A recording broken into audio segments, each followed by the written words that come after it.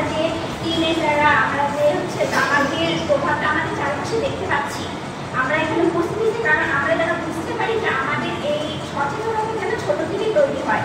কারণ যদি আমরা বড়দের কাছ থেকে দেখে শিখতেছি, আমাদের ছোট থেকে যদি সচেতনতা না তৈরি হয়, তাহলে আমাদের উপরে, আমাদের দেশের উপরে ভবিষ্যতে যে প্রজন্মটা আমাদের জেনারেশন তৈরি হতে যাচ্ছে সেটার উপর অনেক খারাপ প্রভাব পড়বে। কারণ আমরাও সেই তামাকের উপর নির্ভরশীল হয়ে যাব।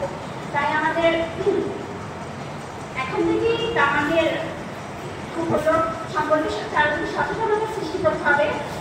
এখন শুধুমাত্র বড়রা না, ছোটরা হচ্ছে তামাক গ্রহণ করছে, যার ফলে মানে সকলে অনেক খারাপ প্রভাব পড়ছে সকলের উপরে। যারা শুধু তামাক গ্রহণ করে তারাই তামাকের আক্রান্ত হয় না, এমনকি যারা তামাক গ্রহণ করে না আশেপাশে সকলে এই সম্পর্কে আক্রান্ত হয়। কারণ আমরা দেখি যে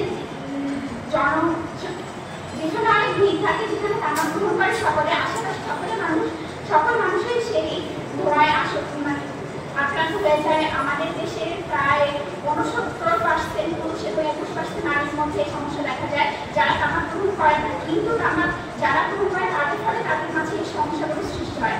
তাই আমাদের সরকারদের উচিত যে ছোট থেকে সচেতনতা সৃষ্টি করে এবং আমাদের মানে নিজে সচেতন এবং আশেপাশের মানুষকেও সচেতন করে। ধন্যবাদ জানাচ্ছি তোমাদেরকে অত্যন্ত সুন্দরভাবে করার জন্য। আমি আলোচনা